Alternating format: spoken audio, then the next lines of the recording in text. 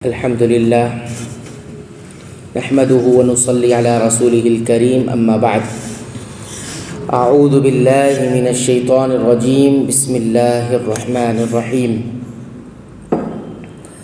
والمحصنات من النساء إلا ما ملكت أيمانكم كتاب الله عليكم وأحل لكم ما وراء ذلكم أن تبتغوا بأموالكم محصنين غير مسافحين فما استمتعتم به منهن فآتوهن أجورهن فريضة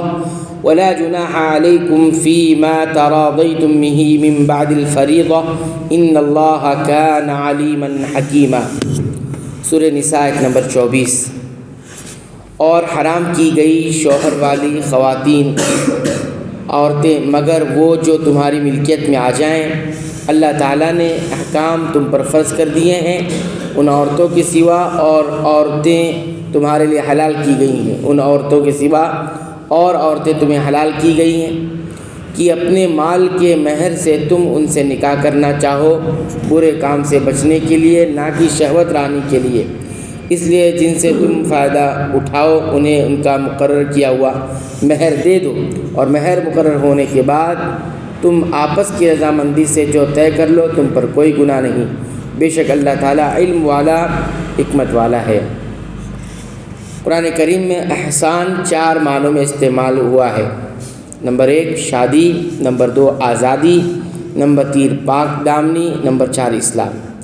اس اعتبار سے محصنات کے 4 مطلب ہیں۔ نمبر 1 شادی شدہ عورتیں، نمبر 2 پاک دامن عورتیں، نمبر 3 آزاد عورتیں، اور نمبر 4 مسلمان عورتیں۔ یہاں پہلا معنی مراد ہے، اس کے شان نزول میں آتا ہے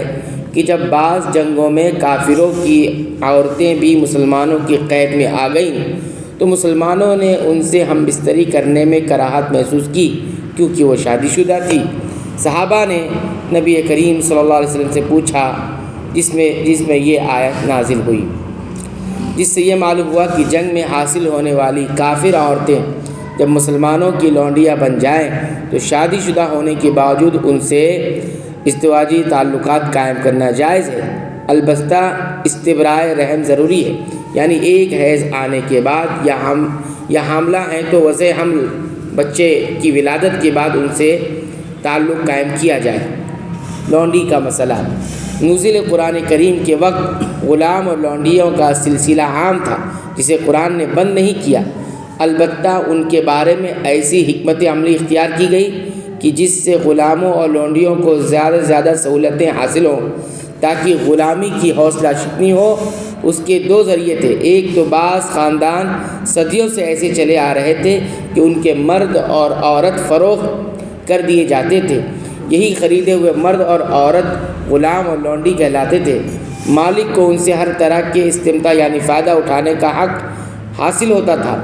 دوسرا ذریعہ جنگ میں قیدیوں والا تھا کہ کافروں کے قیدی عورتوں کو مسلمانوں میں تقسیم کر دیا جاتا تھا اور وہ ان کی لونڈیاں بن کر ان کے پاس رہتی تھی۔ قیدیوں کے لیے یہ بہترین حل تھا کیونکہ اگر انہیں معاشرے میں یوں ہی چھوڑ دیا جاتا تو معاشرے میں ان کے ذریعے سے فساد پیدا ہوتا۔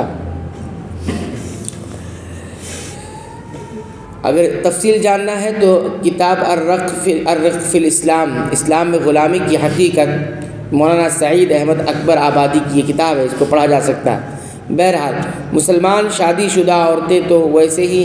حرام ہیں، تاہم کافر عورتیں بھی حرام ہی ہیں الا یہ کہ وہ مسلمانوں کی ملکیت میں آ جائیں،